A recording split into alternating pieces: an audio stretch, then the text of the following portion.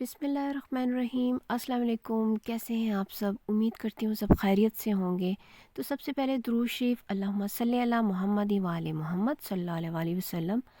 आज मैं अपने किचन में बना रही हूँ मज़ेदार सी क्रिसमस ब्रेड की रेसिपी। और इस मज़ेदार सी क्रिसमस ब्रेड की रेसिपी को आप क्रिसमस के मौके पे भी बना सकते हैं, ब्रेकफास्ट में भी बना सकते हैं और टी टाइम में भी बनाकर आप इंजॉय कर सकते हैं।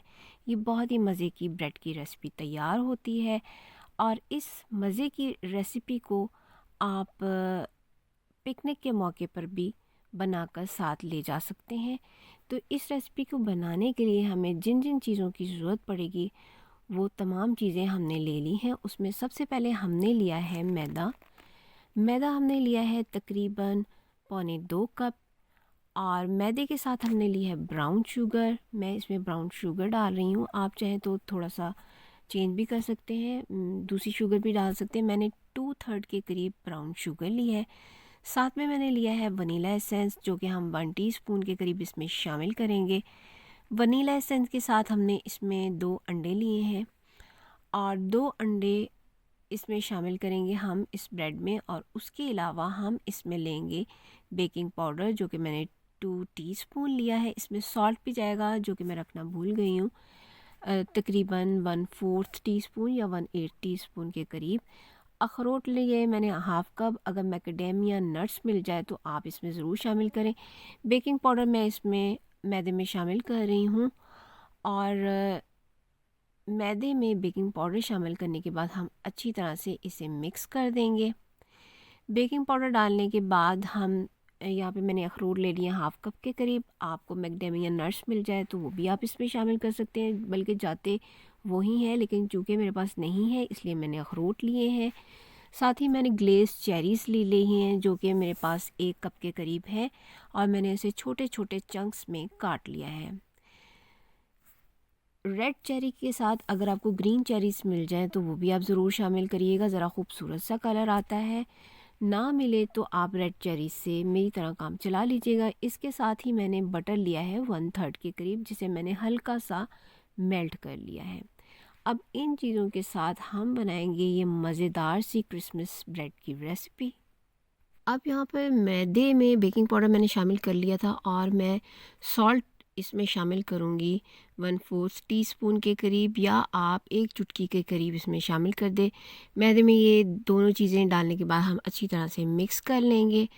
अब एक बाउल में यहाँ पर मैंने बनाना ले लिया है 1 कप के करीब, और बनाना को मैंने अच्छी तरह से मैश कर लिया है।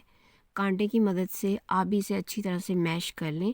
और बनाना को मैश करने के बाद मैं इसमें शामिल करूँगी बटर 1/3 कप के करीब। बटर डालने के बाद अब हम बनाना को और बटर को अच्छी तरह से बीट कर लेंगे, ताकि बनाना के जो छोटे छोटे से भी चंक्स रह गए हैं वो अच्छी तरह से मैश हो जाएं। अब यहाँ पे बनाना और बटर जो है अच्छी तरह से मैश हो चुके हैं, तो मैं इसमें शामिल करूँगी ब्राउन शुगर, जो कि मैंने इसमें शामिल की है 2/3 के करीब। और ब्राउन शुगर डालने के बाद भी हम तमाम चीज़ों को अच्छी तरह बीटर से मिक्स करेंगे, ताकि शुगर जो है तमाम चीज़ों के साथ अच्छी तरह से हल हो जाए। अब हम इसमें बारी बारी अंडा शामिल करेंगे। पहले हम 1 अंडा शामिल करेंगे और अच्छी तरह से बीटर की मदद से बीट करेंगे, ताकि अंडा जो है पहला अंडा अच्छी तरह से मिक्स हो जाए। फिर हम इसमें दूसरा अंडा शामिल करेंगे। 1 अंडे को हम अच्छी तरह से बीट कर चुके हैं। अब हमने दूसरा अंडा शामिल किया है और इसे भी हम अच्छी तरह से बीट करेंगे और तमाम चीज़ों को ब्लेंड कर देंगे। कोशिश करें कि बेकिंग की जो भी चीज़ें हम बना रहे हो डायरेक्शन उसकी एक ही रखें। दूसरी डायरेक्शन चेंज करने से हमारा केक या जो भी चीज़ होती है वो बैठ सकती है, इसलिए हम एक ही डायरेक्शन रखेंगे। यहाँ मैं इसमें वनीला एसेंस शामिल करूँगी 1 टीस्पून। अब वनीला एसेंस शामिल करके दोबारा से हम तमाम चीज़ों को अच्छी तरह से बीट करेंगे। अब यहाँ पे आप देख रहे हैं कि मेरा जो बैटर है वो थोड़ा सा कर्डल हो गया है, तो इसमें टेंशन वाली कोई बात नहीं है। जब हम दूसरी चीज़ें शामिल करेंगे तो ये अच्छी तरह से मिक्स हो जाएगा। अब चेरीज़ को मैंने एक बाउल में निकाल लिया, उस पर मैं हल्का सा मैदा स्प्रिंकल कर रही हूँ, थोड़ा सा बस। और मैदा डालने के बाद मैं तमाम चीज़ों को अच्छी तरह से मिक्स कर दूँगी। इसका हमें ये फ़ायदा होगा कि जो हमारी चेरीज़ हैं वो हमारी ब्रेड में नीचे नहीं बैठेंगी, बल्कि अच्छी तरह से सारी की सारी ब्रेड में हर जगह से शामिल हो जाएगी। अब इसमें थोड़ा थोड़ा सा करके हम मैदा शामिल करेंगे और मिक्स करते जाएंगे। 2 से 3 पोर्शन में हम मैदा शामिल करेंगे और ब्रेड को हम हल्की स्पीड से मिक्स करेंगे। और अगर आपने बीटर यूज़ नहीं करना तो आप स्पैचुला से भी इसको मिक्स कर सकते हैं। अब मैं यहाँ पे हल्की स्पीड पे बीटर इस्तेमाल कर रही हूँ और से हाथ के साथ लाइट से बीटर के साथ हम मैदे को मिक्सचर में अच्छी तरह से शामिल कर देंगे। अब यहाँ पे मैं दूसरा पोर्शन शामिल कर रही हूँ। उसे भी पहले मैं मैदे को हल्के हाथों से मिक्स करूँगी, उसके बाद हल्का सा पहली स्पीड पे बीटर चलाते हुए तमाम चीज़ों को मिक्स कर दूँगी। अब यहाँ पर मैदा बहुत अच्छी तरह से फोल्ड हो चुका है और जो थोड़ा सा तीसरा हिस्सा मैदे का रह गया था उसे भी मैं अच्छी तरह से इसमें शामिल करके मिक्स करके हल्के हाथ से फोल्ड कर दूँगी मैदे को। अब बैटर को मैं अच्छी तरह से यकजान कर दूँगी। अब यहाँ पर हम बैटर में हमारा तमाम मैदा शामिल हो चुका है, तो मैं इसमें अखरोट शामिल कर रही हूँ। अखरोट के अलावा आप इसमें मैकेडेमिया नट्स भी शामिल कर सकते हैं, असल में वही जाते हैं इसमें।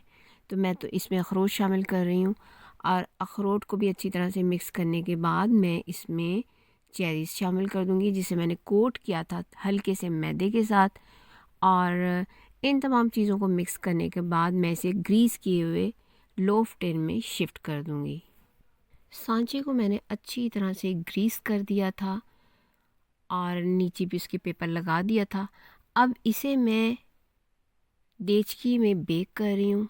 आप चाहें तो इसे अवन में भी बेक कर सकते हैं। देचकी में ये बहुत अच्छे से रेडी हो जाती है। यहाँ पे मैंने एक देचका ले लिया बड़ा और उसमें सांचा रख दिया है। नीचे कुछ भी नहीं मैंने रखा, ना पानी डाला है ना नमक डाला है। बस मैं टिन को रेडी करके देचकी को पहले से मैंने गरम कर लिया था और उसको अच्छी तरह से गरम करने के बाद आंच को मैंने हल्का कर दिया और अब मैंने इसको बेक होने के लिए रख दिया है। यहाँ पर हमारी ब्रेड बहुत अच्छी तरह से बेक हो चुकी है। मैंने एक नाइफ़ को इंसर्ट करके बहुत अच्छी तरह से चेक कर लिया है। बस ये ऊपर से ब्राउन नहीं होगी, लेकिन अवन में अगर आप रखेंगे तो ये बहुत अच्छी तरह से ब्राउन हो जाएगी। यहाँ देखिए हमारी ब्रेड कितनी अच्छी तरह से बेक हो चुकी है। अब जैसे ये थोड़ी सी ठंडी होगी तो मैं इसे डिश आउट करूँगी। चले जी, हमारी क्रिसमस ब्रेड जो है बहुत अच्छी तरह से ठंडी हो चुकी थी और मैंने इसे डिश आउट कर लिया है। बहुत ही मज़े की ये बनकर ब्रेड तैयार हुई है और मैं इसे आपको काट कर भी दिखाऊंगी। ये देखें, यहाँ पर मैंने 2 पीसेस कट किए हैं। बहुत मज़े की और बहुत ही सॉफ्ट ये ब्रेड बनकर तैयार हुई थी। इस ब्रेड में फ्रूट्स भी हैं, नट्स भी हैं। इस मज़ेदार सी ब्रेड को आप कभी भी बनाकर एंजॉय कर सकते हैं। रेसिपी पसंद आए आपको तो लाइक, शेयर और सब्सक्राइब करना ना भूलिएगा। मुझे अपनी दुआ में याद रखिएगा। अपना अपने प्यारों का बेहद ख्याल रखें। अल्लाह हाफिज़।